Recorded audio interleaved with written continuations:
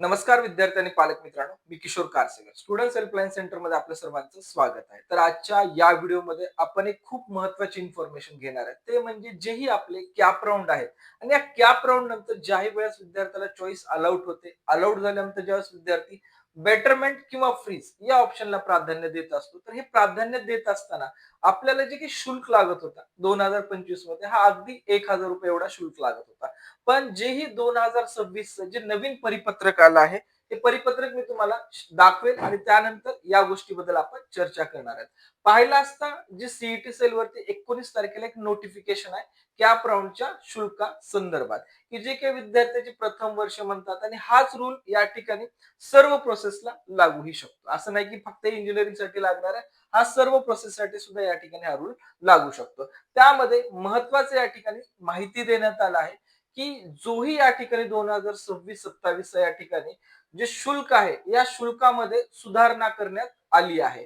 ठीक आहे. तर आपण या विषयाला जर विचार केला तर सुधारणा म्हणजे काय असते? बऱ्याच आपल्या अगोदरच्या ज्या गोष्टी चुकीच्या होत्या यामध्ये जर आपण चांगला बदल केला तर याला आपण सुधारणा म्हणतो. पण या ठिकाणी जो बदल केला हा बदल विद्यार्थ्यावरती कुठेतरी अन्याय करणारा बदल या ठिकाणी आपल्याला दिसून येतो. कारण जेही एखादा सामान्य वर्गातला विद्यार्थी आहे हा सध्या सीईटीच्या मल्टिपल एक्झामिनेशन देण्यात आणि त्याची फीस भरण्यात परेशान आहे आणि हे एक्झाम देऊन कसे तरी आपल्याला या ठिकाणी व्यवस्थित पर्सेंटेज आहेत आणि विद्यार्थ्याला टॉप कॉलेजची अपेक्षा आहे.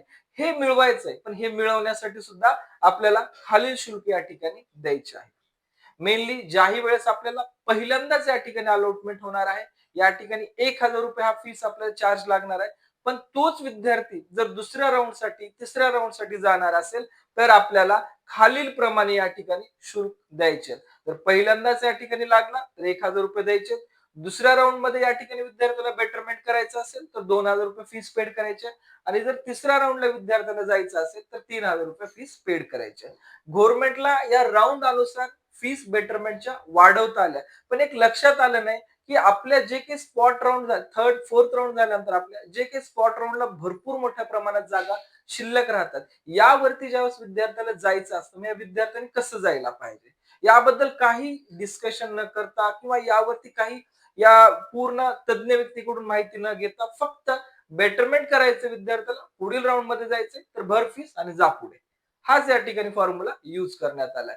यामध्ये बहुतांश विद्यार्थी ज्या विद्यार्थ्याचा पर्सेंटेज 80 मार्क्स पासून 95 पर्यंत आहे या विद्यार्थ्याचा डेफिनेटली या ठिकाणी लॉस आहे. ओव्हरऑल जर पाहिलं असता सर्वच विद्यार्थ्यांचा एकंदरीत या ठिकाणी खूप मोठा लॉस आहे. कारण आपण नेहमी पाहतो 4 राऊंडच्या नंतर ज्यावेळेस आपला जो स्पॉट राऊंड असतो यामध्ये मोठ्या प्रमाणात या ठिकाणी शीट शिल्लक राहतात. त्याचं कारण काय असतं? जोसा काउन्सिलिंग, सीसॅप काउन्सिलिंग. पाहिलं असतं या दोन्ही काउन्सिलिंग संपूर्ण संपल्या आहेत. तर या ठिकाणी हा रूल आणायची यावर्षी तर काही आवश्यकता नव्हतीच. असं माझं वैयक्तिक मत असणार आहे. पण हा रूल आणून सध्या जे विद्यार्थी आणि पालकांना या ठिकाणी एक आर्थिक पिळवणूक करायचं सीईटी सेलनं काम केलेलं या ठिकाणी दिसून येत आहे. जर आपण 2025 जर या ठिकाणी जर विचार केला असता 2025 मध्ये आपण पाहू शकतो विद्यार्थी कॅप राऊंड 1 ला लागला त्याला 1,000 रुपये पेड करायचा आहे. जो विद्यार्थी सेकंड राऊंड साठी जातो तर त्याच फीस मध्ये तो विद्यार्थी जायचा. थर्ड राऊंड साठी जायचा तर तो त्या ठिकाणी त्याच फीस मध्ये जायचा. म्हणजेच या विद्यार्थ्याला कुठलीच फीस या ठिकाणी एक्स्ट्रा लागत नव्हती. तर आपण 2026 मध्ये पाहिलं असता फर्स्ट राऊंड 1,000 कंपल्सरी पेड करायचे, सेकंड राऊंडला 2,000 कंपल्सरी पेड करायचे, थर्ड राऊंडला सुद्धा कंपल्सरी पेड करायचे आणि हे अमाऊंट टोटली नॉट रिफंडेबल आहे. म्हणजे यदा कदाचित त्याच्यामध्ये रिलॅक्सेशन जरी भेटलं असतं की 1,000 रुपये आपण फिक्स घ्या आणि बाकीचे रिफंडेबल अमाऊंट स्वरूपात जरी आपण ठेवले असते ते योग्य राहिलं असतं. पण हे जेही आपण एवढी फीस पेड करतोय हे टोटली आपली म्हणजेच पाहू शकतात 2025 मध्ये फक्त 1,000 रुपयामध्ये पूर्ण इंजिनिअरिंगचं ऍडमिशन व्हायचं. पण आज 2026 मध्ये हे ऍडमिशन पूर्ण ज्या विद्यार्थ्याला घ्यायचं या विद्यार्थ्याला टोटल 6,000 एवढी फीस आपल्याला पेड करावी लागणार आहे. हे सर्वात महत्वाचं आहे आणि या रूल मध्ये अजून एक महत्वाची इन्फॉर्मेशन देईल. विद्यार्थ्यांनी कन्फ्युजन करून घ्यायचं नाही. जर यदा कदाचित लक्षात घ्या जर यदा कदाचित एखादा विद्यार्थी पहिल्या राऊंड मध्ये अलाउटेड नाहीये त्याला सीटच मिळाली नाहीये तो डायरेक्टली दुसऱ्या राऊंड मध्ये अलाउड झाला तर त्यावेळेस विद्यार्थ्याला 1,000 रुपये पेड करायचे आहे. इन केस विद्यार्थी पहिल्या राऊंडला अलाउड नाहीये, दुसऱ्या राऊंडला अलाउड नाहीये, तिसऱ्याही राऊंडला अलाउड नाहीये, डायरेक्ट तो चौथ्या राऊंडला अलाउड झाला तर त्याही विद्यार्थ्याला 3,000 भरायची गरज नाहीये. त्या विद्यार्थ्याला फक्त 1,000 रुपये भरायची गरज आहे. म्हणजेच यामध्ये लक्षात घ्यायचंय, ज्या विद्यार्थ्याला फर्स्ट राउंडला अलॉटमेंट होईल आणि आपण जर कॉलेज फ्रीज केलं, तर आपली ऍडमिशन 1,000 रुपयामध्येच होणार आहे. ठीक आहे. पण जर आपण बेटरमेंट केलं, ठीक आहे, आपण यापेक्षा चांगलं कॉलेज या ठिकाणी मिळावं अशी अपेक्षा केली, तर आपल्याला या ठिकाणी एक्स्ट्रा अमाउंट या ठिकाणी पेड करावी लागणार आहे. ठीक आहे. एक एक्झाम्पल तुम्हाला एक समजावून सांगेन, की ज्याही वेळेस आपण या ठिकाणी चॉईस फिलिंग करू, चॉईस फिलिंग करत असताना महत्वाची गोष्ट तुम्हाला या ठिकाणी शेअर करेन, की जेही विद्यार्थ्यांनी या ठिकाणी क्लिअर व्हायला पाहिजे. ठीक आहे. यामध्ये आपण पाहू शकतो,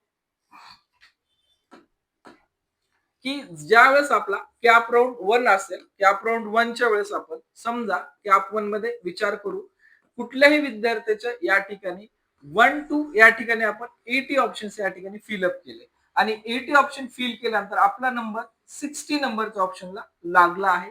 हे कॉलेज आपण ग्राह्य धरू. या ठिकाणी डी वाय पाटील आकुर्डीचा आपण या ठिकाणी घेऊ शकतो. याच्यामध्ये आपल्याला विचार करू की ईएनटीसी ब्रांच आपल्याला भेटली आहे. पण माझी इच्छा आहे की डीवाय मध्येच मला एआय मिळावं, आयटी मिळावं अथवा सीएस मिळावं. मग मला जायचं आहे दुसऱ्या राऊंडसाठी. मग जे पहिल्या राऊंडला मला डी वाय पाटील मिळालंय, हे कॉलेज तर मला घ्यायचंच आहे. तर आपण याला बेटरमेंट करणार. ज्यावेळेस आपण बेटरमेंट करू, याची आपल्याला 1,000 रुपये फीस कंपल्सरी भरावीच लागणार आहे. नेक्स्ट ज्यावेळेस आपण कॅप राउंड 2 करू, या कॅप राउंड 2 करत असताना आपल्याला आपण 1 टू 60 ऑप्शन या ठिकाणी फिलअप केले, जे की आपल्याला अगोदर जे मिळाले कॉलेज यापेक्षा आपण बेटरच भरणार.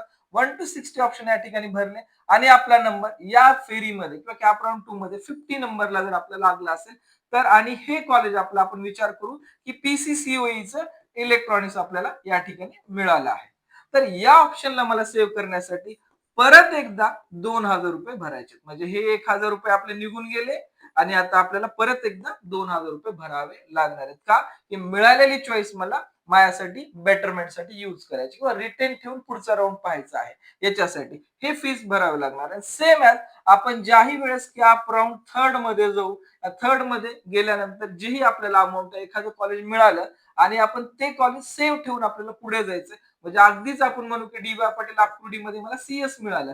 हे कॉलेज मला सेव्ह ठेवायचं आणि पुढे जायचंय, तर मला 3,000 रुपये एवढी फीस भरावी लागेल आणि पुढच्या प्रवेश प्रक्रियेत पात्र राहावं लागणार आहे. म्हणजे या प्रकारे आपले हे रूल्स असणार आहेत. हे रूल्स विद्यार्थ्यांनी व्यवस्थित समजून घ्या, कारण एखादा जी-आर ज्यावेळेस येतो, हा कॅन्सल होणं कठीण असतं. किती आपण या ठिकाणी कुठल्या सीईटी सेलला टॅग करा, त्याच्याबद्दल पूर्ण माहिती द्या, याचा फरक सध्या कुठंच गव्हर्नमेंटवर होत असताना आपल्याला दिसत नाही. असंही म्हणू शकतात आपण, कालपासून आपण कुठंतरी हुकुमशाही अंतर्गत या ठिकाणी वाटचाल करत आहोत. कारण कुठलाच निर्णय शासन ज्यावेळेस प्रवेश प्रक्रिया सुरुवात होतात किंवा सीईटी सेलच्या एक्झाम होतात, त्यावेळेस देत नाहीये. अचानक असे रूल्स लागतं आणि यामध्ये विद्यार्थ्यांचा लॉस होतो. पाहिला असता नीटमध्ये जोही गोंधळ झाला, या गोंधळामुळे बऱ्याच विद्यार्थ्यांनी नीटचा जो मेडिकल कोर्सचा पर्याय, हा पर्याय सोडून इंजिनिअरिंग मध्ये या ठिकाणी सहभाग घेतात. पण या सुद्धा विद्यार्थ्याला इथे या ठिकाणी कुठंतरी एक्स्ट्रा फीस पेड करायची आवश्यकता भासत आहे.